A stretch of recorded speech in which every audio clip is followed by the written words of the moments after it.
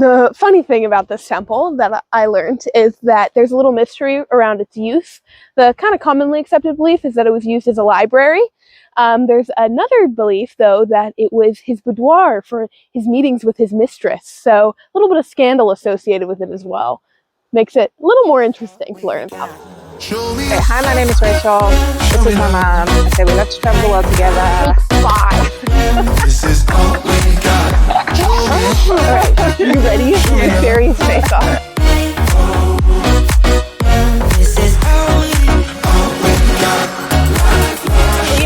So we've just started out for the day. We are doing the longest scenic route with signposts in Ireland, and that's going to take us up the Wild Atlantic Way and up to Malin Head, which is the northernmost point in Ireland.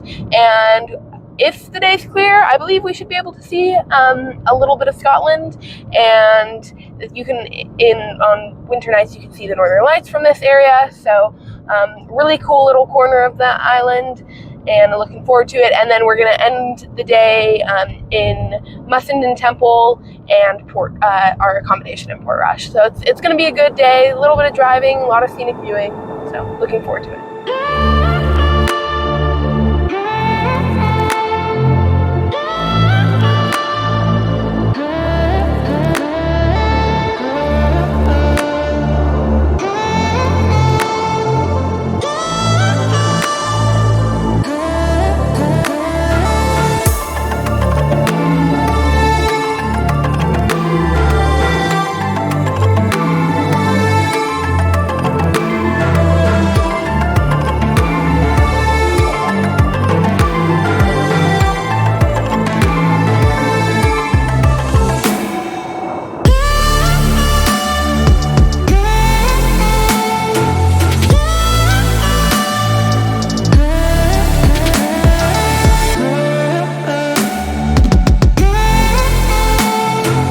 So one of the reasons that I was just so excited to come to Ireland is that I have loved reading Irish mythology. And this particular fort is actually associated with the Tuatha De Danann. So they were one of 3 prehistoric people who ruled here in Ireland, the others being the Firbolg, or Bagmen, and they were named that for their pouches, and they were from Scotland. And then the Fomorians were these like African giants that ruled here. But the Tuatha De Danann were what we would associate with our elves. That's where like the mythology of like the elf comes from. They were beautiful and cultured and great craftsmen and herbalists and law masters. It's just so fascinating when you study the history, and I'm so excited to be standing here in a fort where they walked and ruled. It was just incredible, so exciting.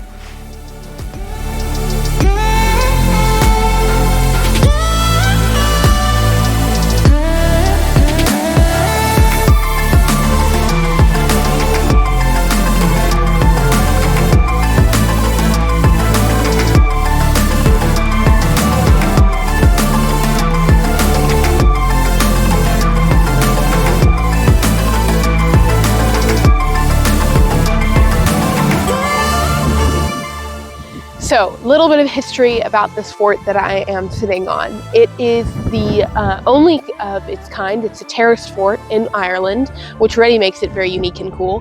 But it also, it was held by the O'Neills for around 500 years, and it was a stronghold for the king in that time. And you can see out over the back. You can see the different locks, the bays, and this would have been the way that the Vikings would have come in an attempt to raid the fort. I'm not sure if they were successful, but I think it would be a pretty hard job to try, and you could be seen for miles to try climb the hills, and just once you get up to the top, you're in perfect range to be shot down on or have tar or all kinds of nasty things thrown down on you. So it's a pretty amazing stronghold perched up on this hill.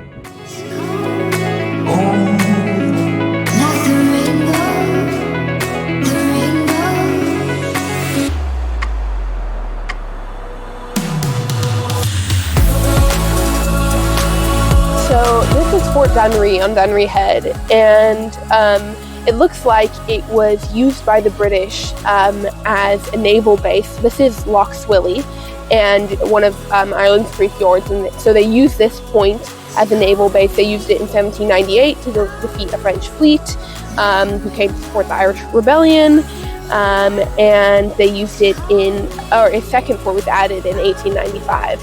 And then it was also used in the First World War. And after Irish independence, it was the British retained it.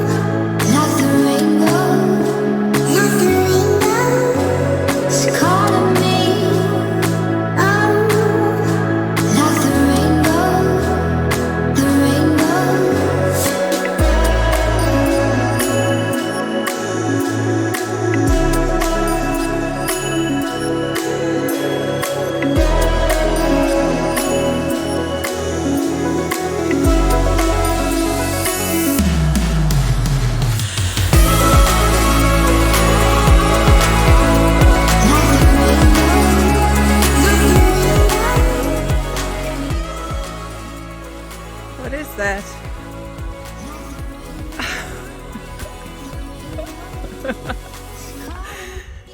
Rachel is rescuing a snail, helping him to get out of the road so it doesn't get squashed.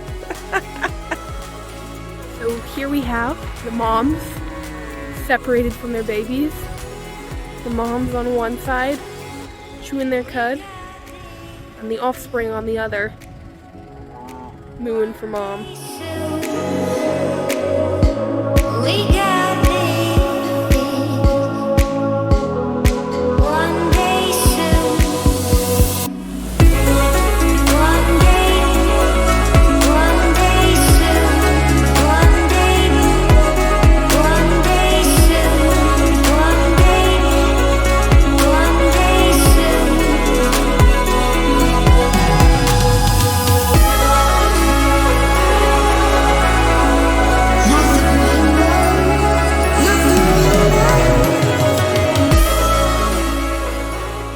Rachel was trying to sneak up on me and I sneaked up on her. She was hiding behind the rock and I came above her and she jumped.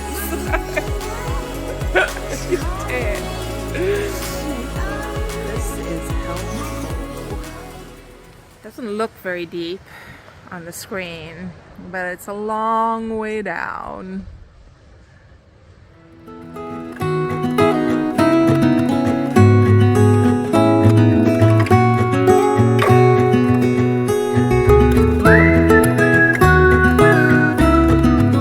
I'm currently standing on Malin Head, which is the northernmost peninsula in all of Ireland.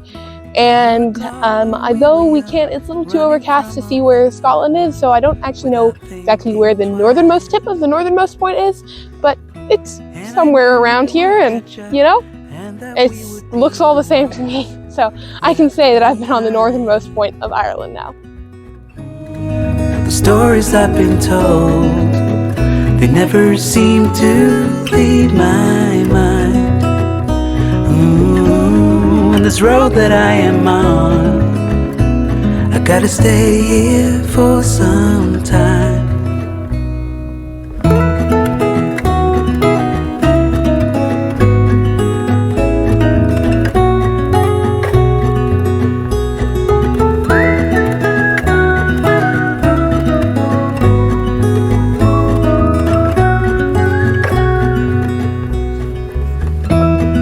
Gone and I grew up, I somehow made it through without losing sight. And I still wonder where you are, and if you found a way out from the dark. The stories I've been told, they never seem to leave my mind. On this road that I am on, I gotta better stay here for some time.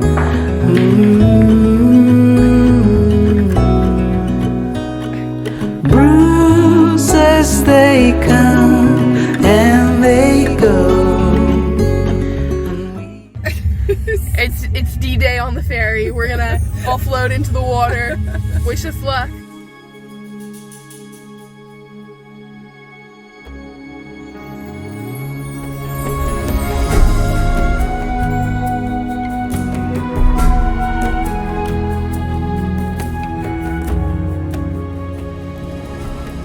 This is the Dovecote, where this bishop guy kept 100 pairs of birds.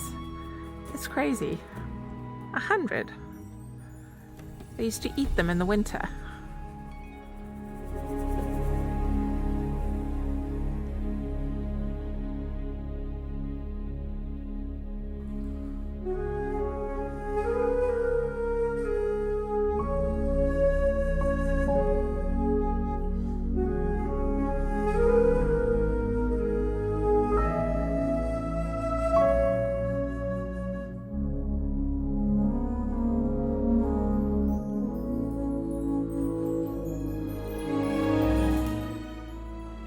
So I'm standing at the foot of Mussenden Temple, which was built by the bishop who lived in the ruins of the houses on these grounds.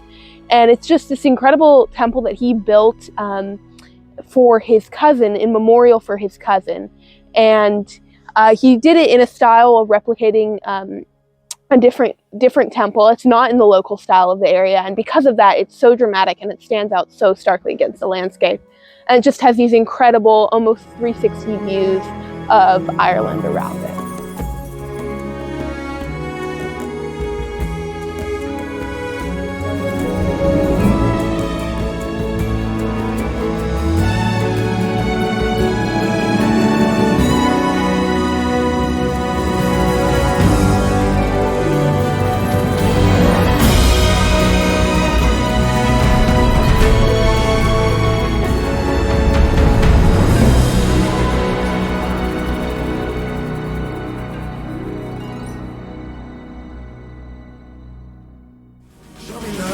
This is all we got. Show me love. Show me love. It has started. That's magical of it. Sorry, stop for a sec. Which side is the camera again? It's on that side. Okay, you can start. Okay, wait.